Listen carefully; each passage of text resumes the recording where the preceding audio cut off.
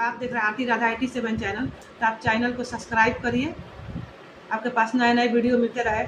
तो चलिए जानिए कि 2025 में प्रदोष का व्रत कब है।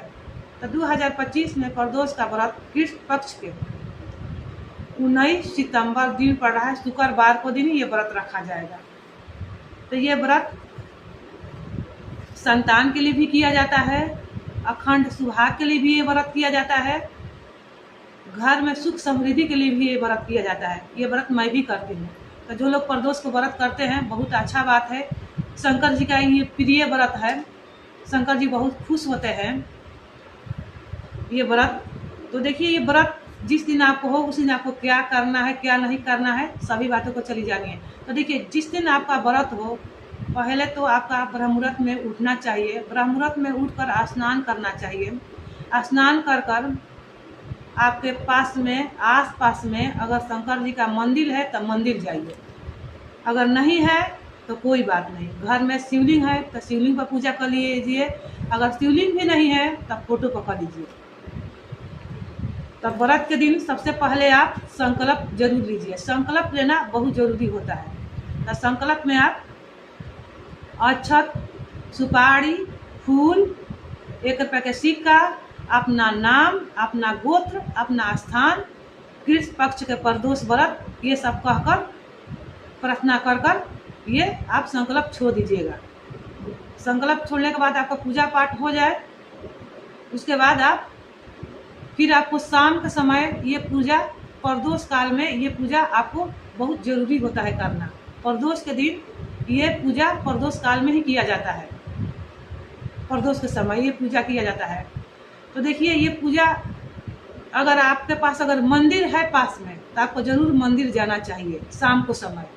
सुबह अगर नहीं आप जा पा रहे तो शाम को समय ज़रूर जाइए, अगर पास में है तो शाम के समय मंदिर जाइए। तो आपके पास दूध है तो आप पंचामृत तैयार कर लीजिए। मंदिर आप जब जाइए तो शंकर जी के मंदिर में सबसे पहले आप शंकर जी को जल से स्नान करवाइए। जल से स्नान करवाने के बाद दूध चढ़ाइए। दूध चढ़ाने के बाद फिर पंचामृत से दही है, घी है, चीनी है, शहद है, शक्कर है, ये पंचामृत से स्नान करवाइए। पंचामृत से जब स्नान हो जाए तब फिर आप शुद्ध जल से स्नान करवाइए। शुद्ध जल से जब स्नान हो जाए तब फिर आपको त्रिपुंड बनाना है चंदन का लगाकर। सफ़ेद चंदन है तो सफ़ेद चंदन का त्रिपुंड बना दीजिए, नहीं है तो पीला है चंदन जो भी है पीला लगा दीजिए। अक्षत, फूल, भोग, प्रसादी उनको आप सब चढ़ाइए। चढ़ाने के बाद आपके मन में जो भी शौक श्रद्धा आपका है, मन्नत है, जो भी है उनसे प्रार्थना कीजिए। प्रार्थना करके पूजा करिए सब कर कर उसके बाद आप विनती करिए। उसके बाद आप कथा कहिए। जब पूजा हो जाए तो भोग प्रसादी लग जाए तो कथा बैठ कर कहिए। मंदिर में है तो मंदिर में आप कथा कह लीजिए, घर में कर रही है तो घर में ही कथा कर लीजिए, कोई बात नहीं। तो आप कथा कह लीजिए। कथा कहने के बाद आप आरती जरूर करना चाहिए। तो देखिए जब शाम के समय प्रदोष काल में जब आप पूजा करती है और शंकर जी जब आपको देखते हैं प्रदोष काल में पूजा करते हुए तो बहुत खुश होते हैं अपने भक्त को देखकर, क्योंकि शंकर जी शाम को समय घूमने आते हैं पृथ्वी पर, डेली आते हैं, पार्वती जी को साथ लेकर आते हैं, शाम के समय घूमते हैं। तो अपना भक्त को देखते हैं ना अच्छे अच्छे काम किए हो तो बहुत खुश होते हैं कि मेरा भक्त लोग तो अच्छा काम कर रहे हैं। तो जब आप प्रदोष काल में जब आप पूजा प्रदोष के दिन करिएगा तो शंकर जी बहुत खुश होते हैं। इसीलिए शाम का समय प्रदोष काल में पूजा किया जाता है। तो जो पूजा आपका कथा हो जाए तो आप आरती करिए। ओम जय शिव ओमकार वाला कर लीजिए, और नहीं तो आप कर्पूरे गौरव वाला भी कर लीजिए। अगर दोनों हो जाए तो दोनों कर लीजिए, और नहीं तो एक कर्पूरे गौरव वाला आरती कर लीजिए। आरती करने के बाद कपूर का आरती करना बहुत ज़रूरी होता है, पूरा फल मिलता है आरती का।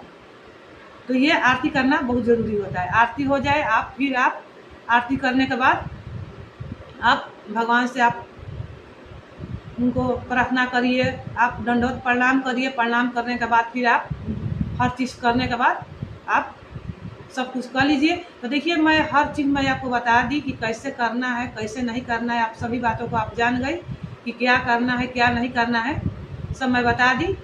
आप प्रदोष के समय पूजा ही ज़रूरी होता है। तो चलिए मैं बता रही हूँ कि अब इसका कब से कब तिथि प्रारंभ हो रही है, प्रदोष के समय क्या टाइम रहेगा। तो देखिए ये तिथि प्रारंभ हो रहा है 18 सितंबर को मध्य रात्रि 12:16 पर। अगले दिन 11:46 पर ये तिथि रहेगी।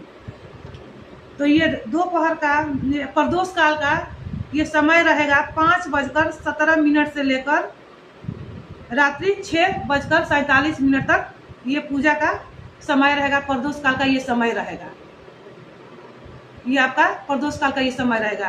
तो आप इन समय पर आप प्रदोष काल में पूजा जरूर करिए, क्योंकि प्रदोष काल में पूजा करना बहुत ज़रूरी होता है। सुबह में तो होता ही है, लेकिन शाम को प्रदोष काल में पूजा आपको करना चाहिए। तो आपको मैं बता दी कि प्रदोष काल का समय कितना टाइम से कितना टाइम तक ले रहेगा।